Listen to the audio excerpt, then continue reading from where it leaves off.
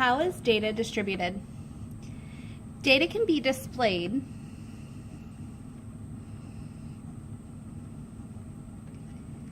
in various graphs, including dot plots, histograms, and box plots.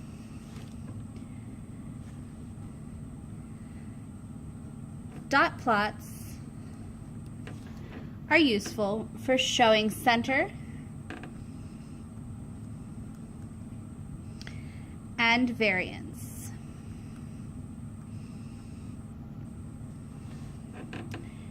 And we will get more into histograms and box plots, as well as center and variance in later lessons. Right now, look at this data. It shows the pulse, or beats per minute, at rest. Can you make 3 observations about the dot plot above? Then answer the questions. Remember, your answers are probably going to be different than what I think of. They may be different than what your neighbor thinks of. That's okay. Go ahead and pause and make your 3 observations.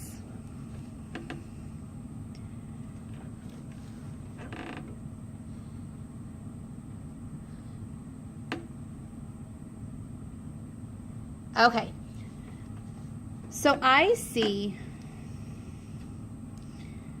70 has the most beats per minute. I see there's one dot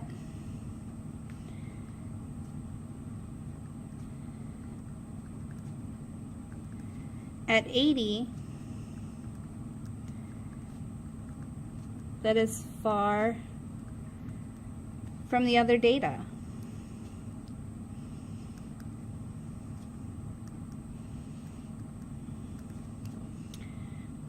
I also see 64 beats per minute and 66 beats per minute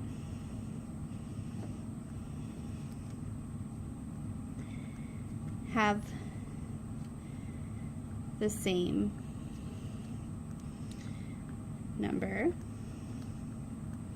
of dots. 2, right?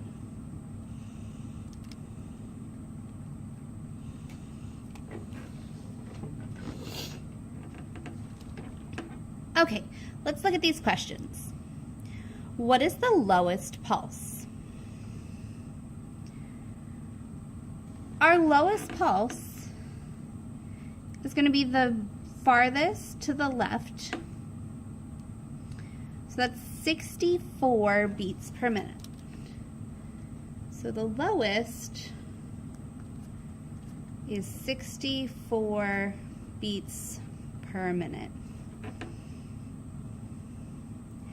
Then it says, what is the highest? The highest is the point all the way to the right.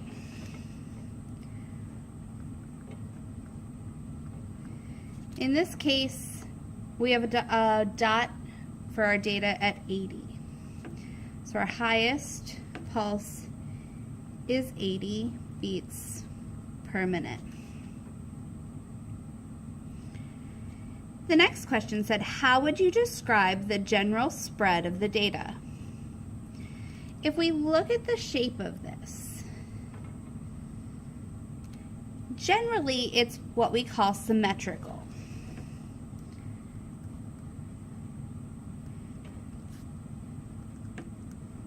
Think about symmetry back in elementary school. When you talked about symmetry, it was the same on one side as the other. With this data, one side is very similar to the other side, with 70 beats per minute being the most common. So our general spread is symmetrical with 70 beats per minute being the most common.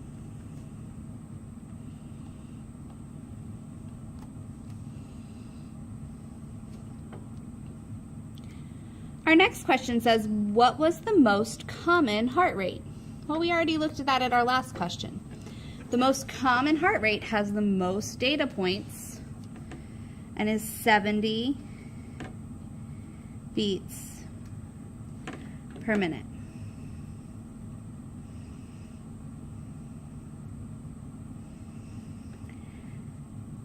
Number 4 says, what pulse describes the center of the data? Think about the center. If I'm looking at the center of this data, it's really between 68 and 72 beats per minute. So let's call that approximately. Approximately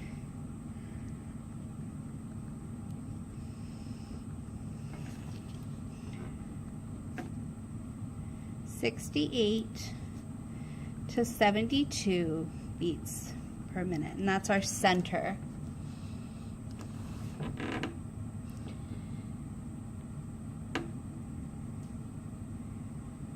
For the next question, I want you to try this on your own. How many people had a pulse over 76? Go ahead and pause and look at how many people had a pulse over 76. You should see that it's one person. Only one person had something greater than 76. For question number 6, how many people were surveyed? Pause and try this problem on your own. Count how many dots. Okay, if I count, there were 1, 2, 3, 4, 5, 6, 7, 8, 9, 10, 11, 12, 13, 14, 15, 16, 17, 18, 19, 20, 21, 22, 23, 24. There were 24 people who were surveyed. Go ahead and turn to the next page.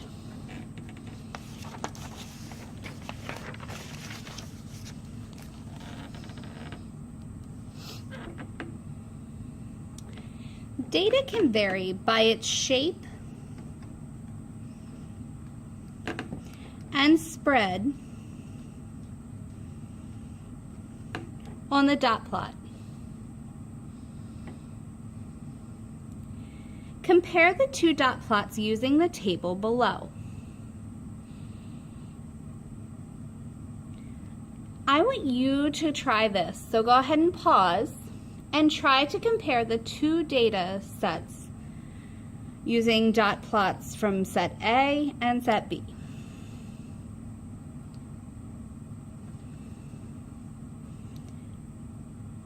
So question number 1 says, where is most of the data located? For plot A, most of the data is around 1 or 2. So plot A is around 1 to 2. Plot B, where is most of the data? Where are the most number of dots? It's around 20.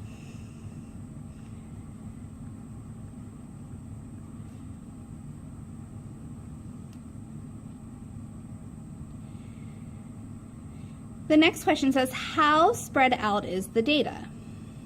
For plot A, the data is very close. All of the data is within 6. So very close.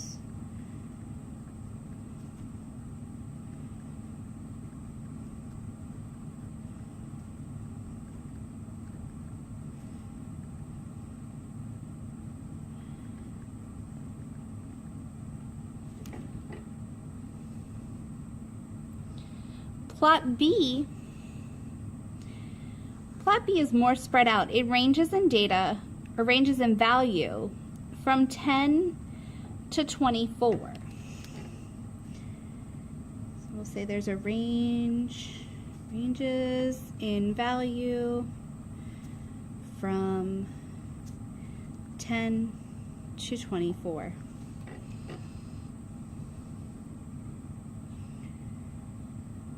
The next question says, is the data grouped around the left, middle, or right? For plot A, the data is towards the left of the dot plot. Okay, right, left. The data is more towards the left.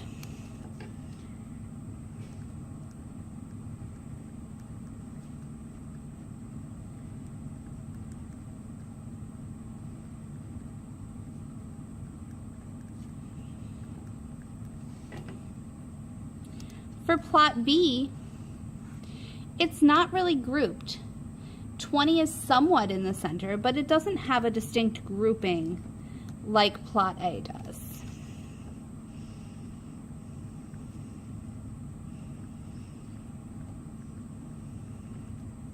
So we'll say it's not grouped. 20 is somewhat in the center.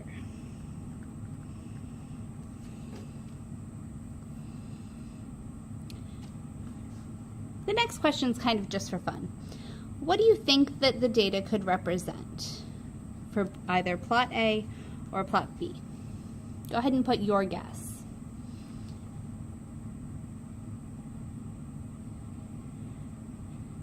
Okay, so let's look at our statistics vocabulary. Shape describes how it looks. So shape describes how it looks. And this is symmetrical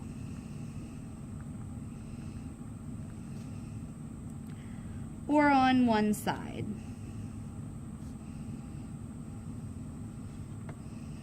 Spread describes how far apart the data is. So spread describes how far apart the data is.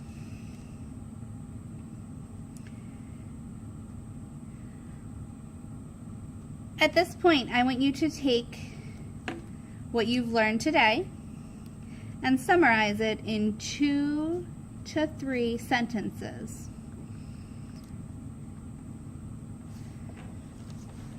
When you're finished, you're going to take a picture of both pages. You're going to upload a copy of your notes to Canvas. You know that when you upload your copy, you need to upload it as a Google Doc or a PDF, not as an image. When you finish turning this in, you can work on your homework on the next page.